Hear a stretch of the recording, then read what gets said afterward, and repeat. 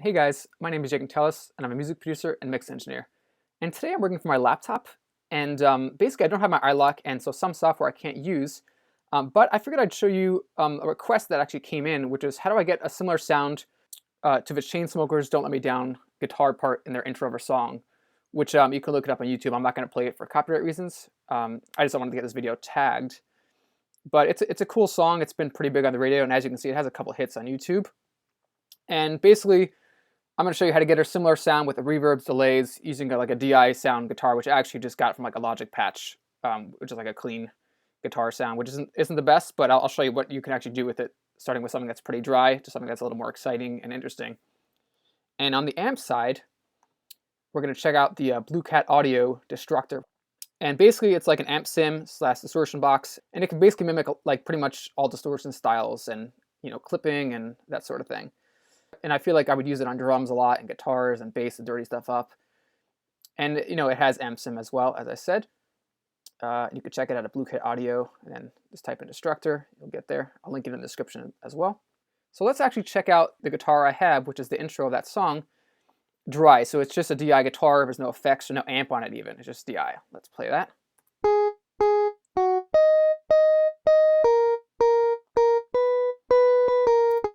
Cool. So yeah, that sounds actually not great. That's not good at all. It sounds like a keyboard guitar.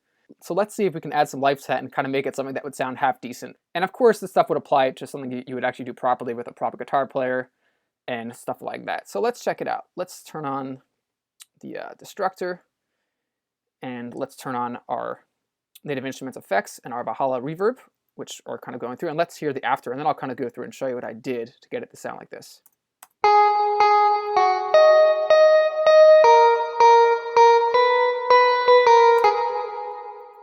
So as you can see, that is a big difference of a sound, both in effects and also a tone. And to me, that's actually not too bad. It's still like a fake guitar, but it definitely captures the kind of vibe that they have in that song, which is definitely pretty edited and chopped up and all that. So ideally, of course, get a guitar player. For the sake of me showing you this example that someone emailed me in asking how to make this kind of sound, I figured I might as well do something. We're using an EXS24 patch, which is on Clean Electric Guitar 1, and it sounds okay. And then for like a little distortion and EQ, we are using the Blue Cat Destructor, which, as you can see, has a gate, has a compressor with all the settings. You have your preamp modules, you have your destruction modules, which is kind of like your clipping, distortion kind of box, and your pulse filter. And what's cool on this also is I like that they have the input and output up there. I like that the graphic design is really simple, and up here you can kind of click your overall presets that affects everything. And it'll change all the settings in here with the presets, which is kind of cool to start out. Or you can customize it yourself and kind of click each thing around here and load up whatever you want, whether it's effects or preamps and the different kind of heads that you want. And also you can hit the edit mode to see more and kind of do like a graphic edit to change stuff like that. And that applies for all of them. And on the destruction, that's kind of like your distortion, clippers, stuff like that. You click here as well and select what you want to work with. Hard clippers, distortion, digital distortions. There's a lot of options, which is kind of cool. And you got your drive, dynamics, mix, gain. You have the typical stuff. And again, you could hit the E to see like a graphical representation and a lot more features if you click in there, which is kind of cool. Lastly, we have the pulse filter, which again, you can click here to kind of go through the cabs and some filters. And also on all of these, you can change the look of it if you're into that by doing this down arrow here and just, let's click chicken knob, sounds fun. And the knobs change there. Let's change this one. Cool, so we changed the look just to see what they have, and it's pretty simple to use. I literally just pulled this up about 20 minutes ago. And yeah, it sounds cool. You can definitely get a lot out of it, whether it's for guitar amps or guitar sounds or distortions, or to really kind of thicken up some drums, or just to kind of mess up a sound. A lot of times that really helps in a mix to really give, to give things some character. So let's actually hear the amp and let's turn off the reverb. So let's just hear the amp with the guitar without the additional effects.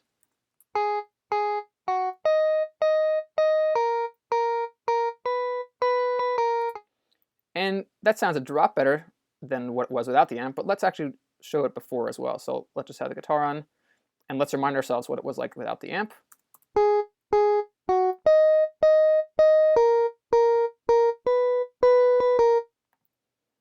So again, it's not really so extreme, but it's adding a little more realness to it. It's adding a little more bite and making it sound a drop more realistic.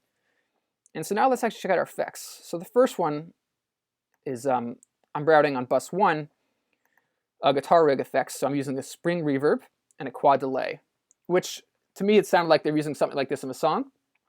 It has like a springy feel, and there was a cool little delay trailing off. It was subtle, but it was definitely really prominent in their mix.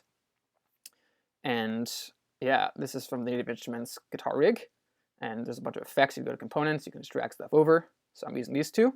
So yeah, it's really not too complicated, and you can probably copy these settings or do something similar in other reverbs and delays and get a similar result. And it was really just me tweaking it as I was playing it and stopping when I liked the sound. So that's that, and let's hit play with just the blue cat on and the guitar rig effects.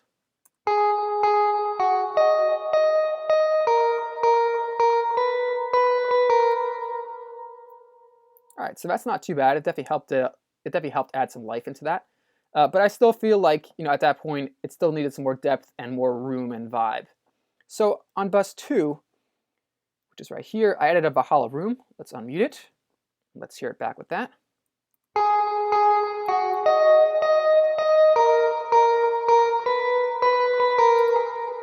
And let's just mute that, and then we'll hear it back just to be reminded of it, what it was with just the other reverb and delay and the Destructor.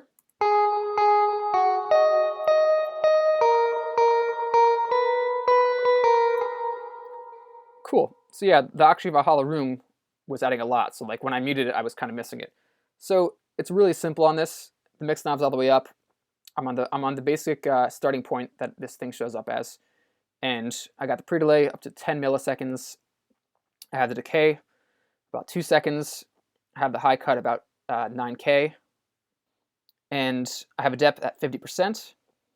And I didn't mess with the early or late reflections, and they sounded good where they were. But let me click it so you can kind of get a look. And for reverb mode, I'm in large room, and preset which is default. And you can tweak this to your taste and liking, but to me this sounded cool with the guitar.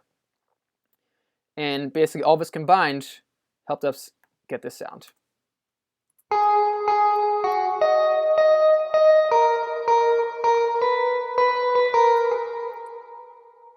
And let's one more time just play our original without any of the effects aside for just the dry DI guitar.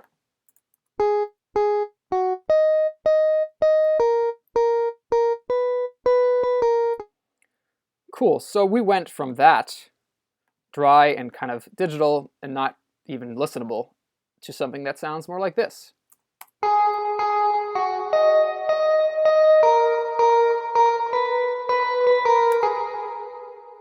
And this video is for example purposes. Obviously it's a Logic built-in stock guitar sound, not a live guitar player, which is ideally what you'd want, so it'll sound even better if you actually have a live guitar player. For the sake of satisfying emails I receive, I figured I'd do a quick video on this with the Destructor, guitar rig effects, Valhalla room, and just using 2 buses and that's how you get that. Super simple and easy.